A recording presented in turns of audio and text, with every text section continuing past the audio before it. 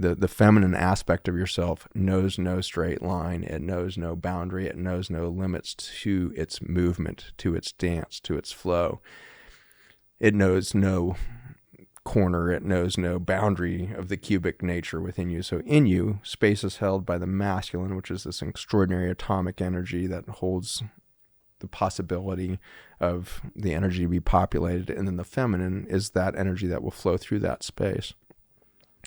And interestingly, the feminine will just drop through the grid in an infinite straight line unless it is dancing with the masculine within you. And so the masculine grid has the capacity to move its boundaries at diagonals. And so you can imagine that cube is pretty boring. Energy just falls straight through it until one of those bars flips from the edge of the cube down diagonally to the opposite corner down there.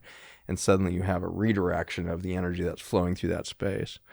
And so what you see in natural system is that energy flows any direction but straight, which means the masculine space holding thing is constantly playing with new possibilities, new arrangements, new relationships between the spaces that are held within the grid.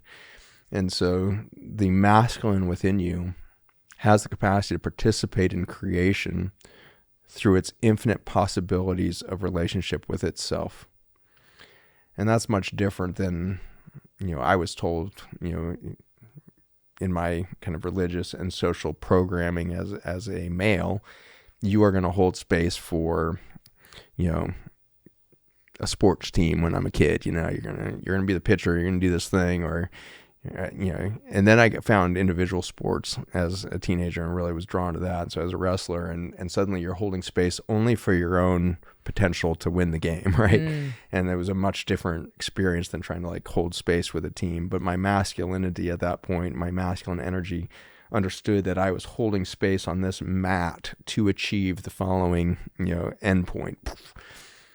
What I didn't realize was that the masculine would have won every wrestling match if it understood that there was an infinite way in which I could present myself in that space to have infinite different outcomes. And Wait, we say that part again. There was an infinite way that you could win the match if you knew there was infinite outcomes? Yeah. Instead, I'd been given one outcome: pin the other guy's shoulder on the mat for 3 seconds, and that's how you win it. And I think that's where you see mastering of a sport comes when you let go of the linear belief of I'm here, he's there, I need to get his shoulders on the ground, to I'm here, he's there, and he's going that way. I'm going to move over here. He's going to have to react to that. And then suddenly there's a dance happening, and suddenly the master uses almost none of their own force, harnessing all the forces that are at play on the mat to achieve the end result in a very unexpected and easy fashion. And you see this in martial arts all the time, the karate master who can do that 3-inch punch and send somebody flying through the air. Looks like they exerted absolutely no energy, but they've imagined the entire room, the entire cosmos perhaps, focused in that 3-inch punch, and they suddenly can achieve something that seems absolutely physically impossible.